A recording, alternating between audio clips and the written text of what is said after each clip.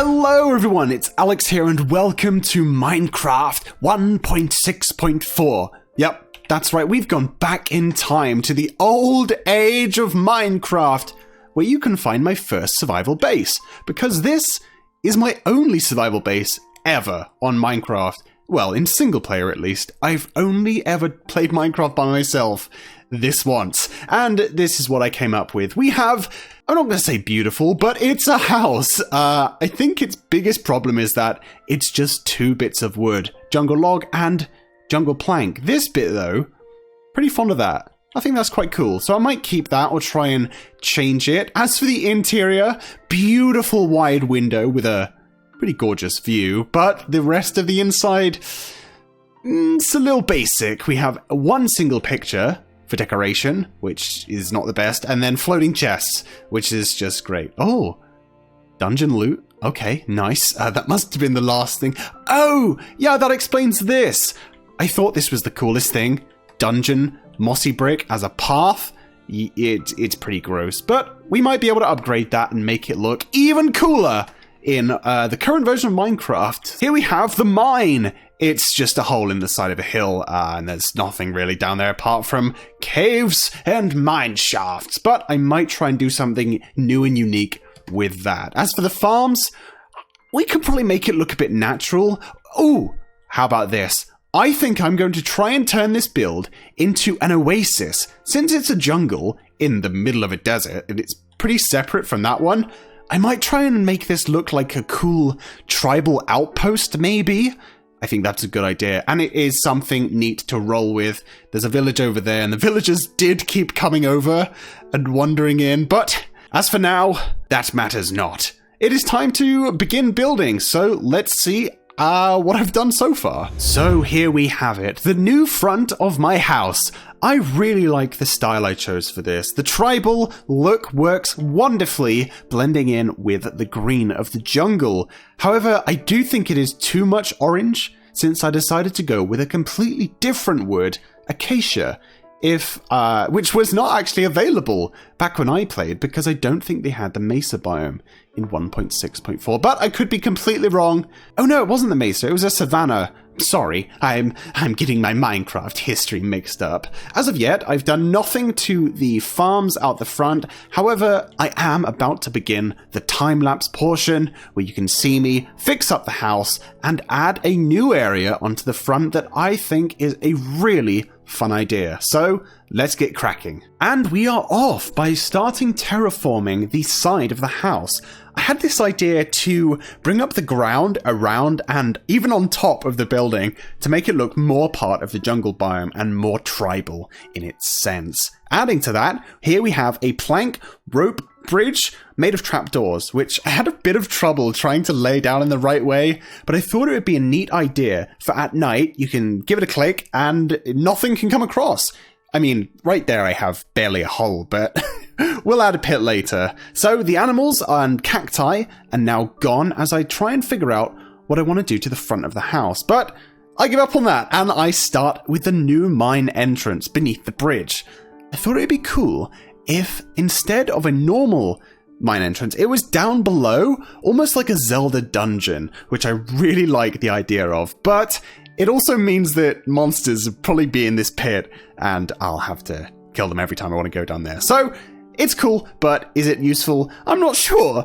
Adding some grass and podzol to make it even more muddy and gross looking down there. But here we are, coming back to the front of the house, which presented a real challenge for me because I wanted to start incorporating some more blocks and things. You can see me whizzing around there trying to get some in. I ended up with birchwood as a new floor on the interior.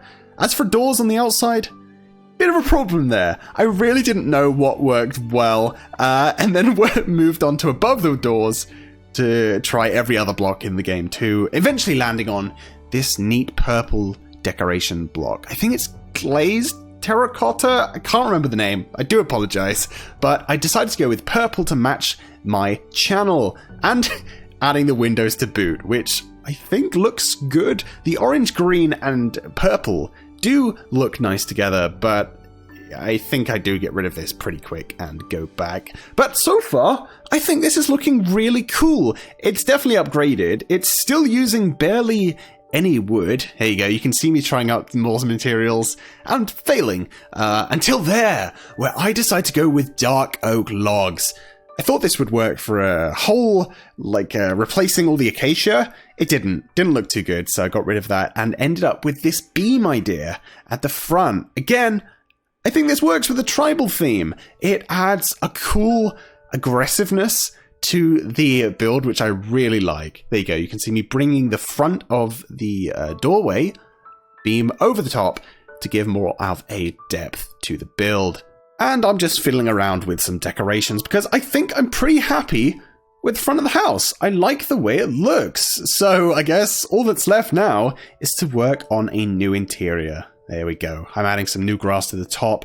I think I want to add trees there, maybe, but I like it. I think so far this is my type of build. So let's move on to, I guess, the backside. And here we are at the back of the house. Now, I think this possesses quite the challenge because I want to do something different than the front. We could match the same tall beams that end in spikes, but I like the idea of a more horizontal build, which means sideways. So the longer we can have it looking like that, the better. And I think I'm going to achieve that with a balcony. Yeah, we can keep the window basically as is, make some wood changes, of course, because I really don't like jungle wood in builds. I don't think it's the best thing. But, oh, here we are, the dock too. I could build out a little dock for the boat. Hey, our boat is, it's parked now. It used to be back there. Anyway, yeah, let's get going. And little me is off constructing the new backside of the house. So right away, I go in and replace all of the wood I can find with the same logs used at the front. But unlike the front, I am not detailing this as much. There are buttons and stairs all over the entranceway, but the back, I wanted to keep a bit more simple because the horizontal idea, I added tiers and long ways logs to make it look wider, but I scratched that for the window, brought the beams all the way down and replaced the glass with light grey stained. Here I try and add a doorway to get outside to a possible balcony, but I scratched that as well and gave up. But here I'm adding some extra support to bring out the front even more there. And as the back of the house is now wrapping up, we move on to the beach. So I thought about leaving the beach pretty basic. I only did a revamp here to the stairs, which get pulled down and then replaced, yes, with mossy and normal cobble, finally giving a use for the mossy cobble that I'd collected many years ago. Here I am adding a little lantern, which I think is lovely, but now is onto the interior. This llama has been giving... this llama has been giving me the evil eye whilst I've been building. It came along, it's been honking at me all this time, but now I have a finished build. Whoa! Because I've done the interior. The back has been updated yet again. We have a beautiful dock there, and some interesting features on the beach using sandstone for kind of little waterways. I don't know how to describe it, but you can tell the effect works well. Slabs added to create a kind of hill of sand, I guess, at the back. Oh, and hang on, I can hear him. There he is. The wandering trader that's been bothering me these last 40 minutes that I've been building. Anyway, let's head back inside and give it a little walkthrough. You are not coming in though, mister. Okay, wow. So, here it is. The inside of the new Alex Mansion is, I guess, what we're going to call it.